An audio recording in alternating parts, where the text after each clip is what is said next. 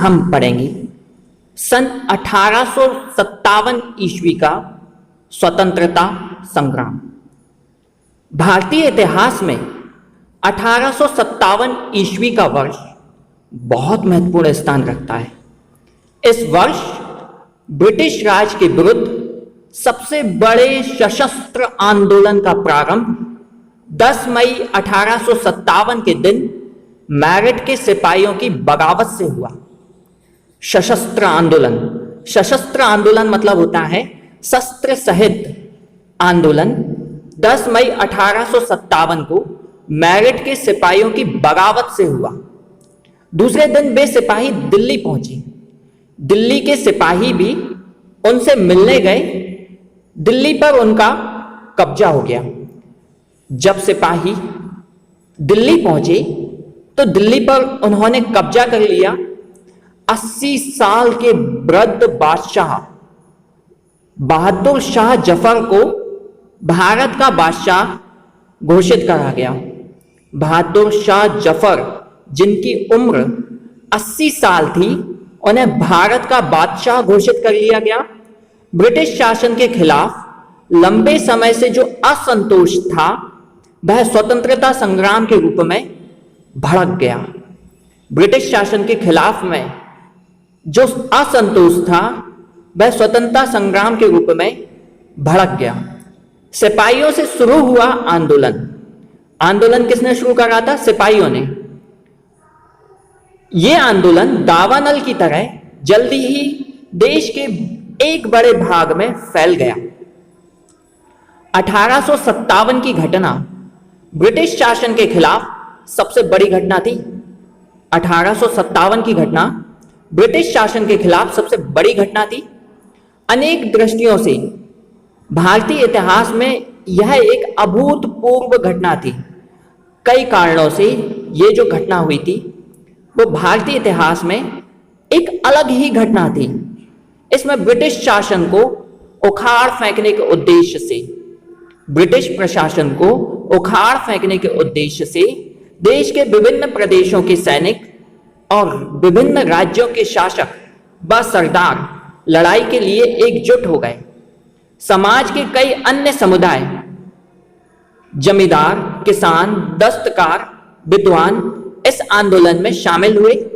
सबका एक समान उद्देश्य था, सबका उद्देश्य समान था, ब्रिटिश शासन को उखाड़ फेंकना। 1857 का जो संग्राम था, उस संग्राम में जितने भी आंदोलनकारी शामिल हुए थे सबका एक समान उद्देश्य था कि ब्रिटिश शासन को खत्म करना और आजादी प्राप्त करना। यह संघर्ष काफी व्यापक पैमाने पर हुआ था। यह संघर्ष जो था वो बहुत बड़े पैमाने पर था।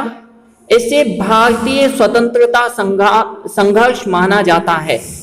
इसे प्रथम भारतीय स्वतंत्रता संघर्ष माना जाता है। यही कहलाया था 1857 ईस्वी का प्रथम स्वतंत्रता संग्राम। अब आगे देखते हैं ब्रिटिश शासन के प्रति जो असंतोष था वो क्या था। जैसा पहले बताया कि अंग्रेजों की राज्य विस्तार नीति के कारण भारत के अनेक शासकों और सरदारों में उनके प्रति असंतोष था। अंग्रेजों ने उनके साथ सहायक संधि कर ली, मगर अंग्रेज इन संधियों को मनमर्जी से तोड़ देते थे। सिंध, पंजाब और अवध को अंग्रेजों ने हथिया लिया। इससे काफी असंतोष फैला। डलहौजी ने विलय नीति को लागू करा तो असंतोष और भी बढ़ गया। झांसी के निसंतान मृत राजा के दत्तक पुत्र को डलहौजी ने उत्तराधिकारी नहीं माना और 1854 में झांसी पर कब्जा कर लिया। 1851 में पेशवा बाजीराव द्वितीय की मौत हो गई तो उनके दत्तक पुत्र नाना साहब को पेशवा के रूप में मिलने वाली पेंशन देने से अंग्रेजों ने इनकार कर दिया। खुद मुगल बादशाह को कह दिया कि उसके बाद उसके उत्तराधिकारियों को बादशाह नहीं मानेंगे। इन कार्रवाइयों से कमजोर हो चुके शासक परिवारों में घबराहट और भय फैल गया। ब्रिटिश शासन में असंतोष क्यों था? क्योंकि ये अंग्रेज जो थे इन संधियों को मन मर्जी से तोड़ देते थे।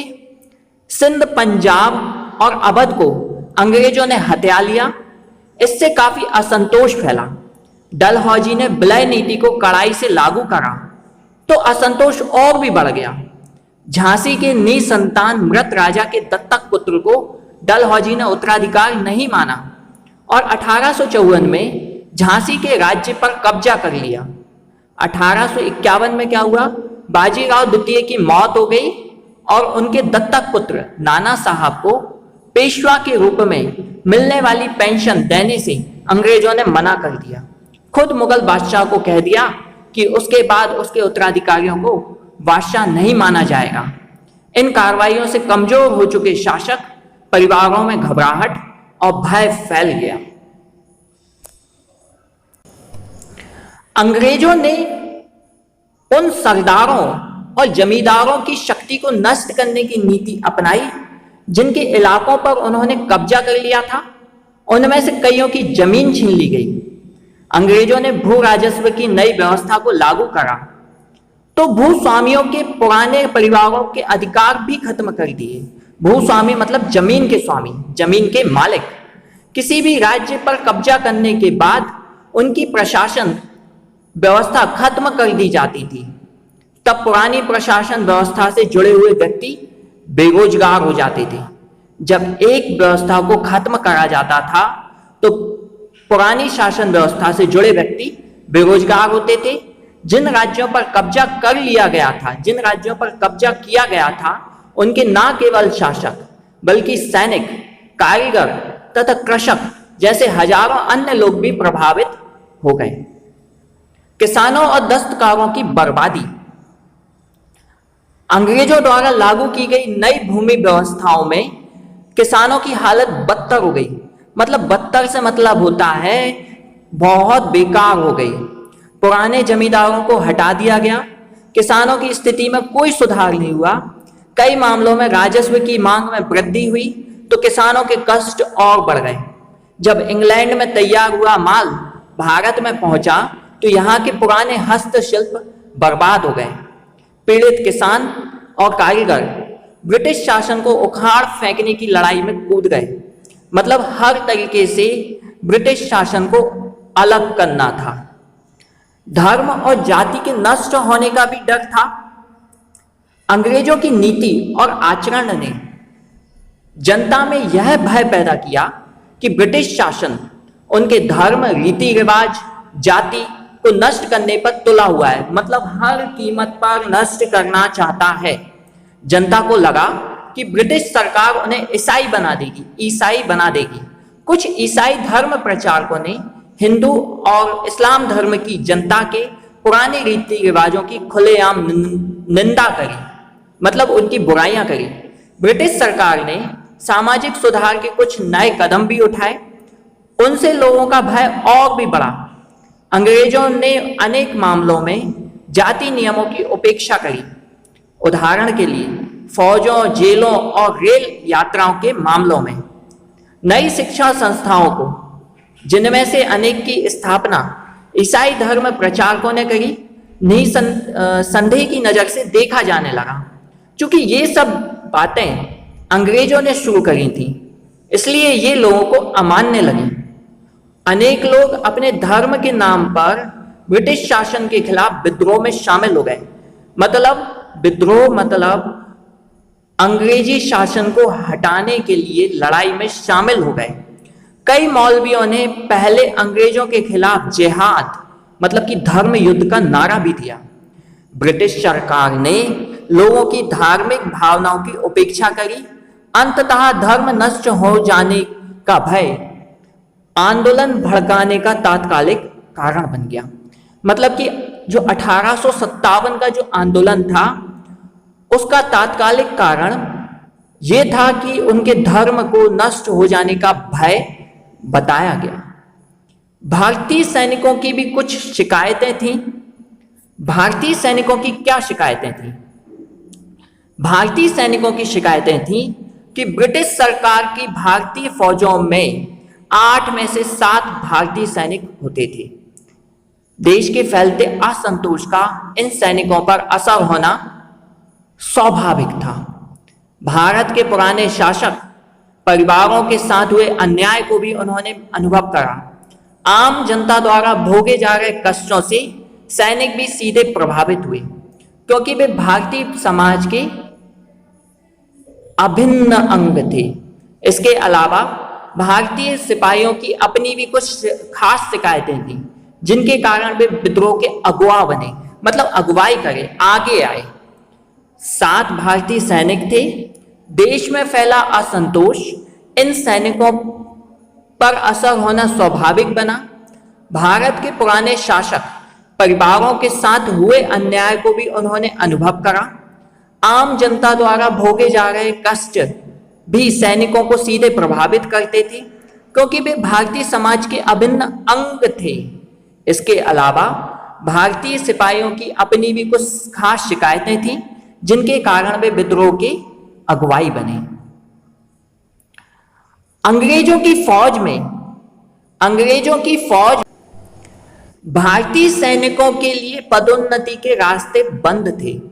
अंग्रेजों की फौज में भारतीय सैनिकों की पदोन्नति मतलब उनकी उन्नति, उनके आगे के रास्ते बंद हो गए थे।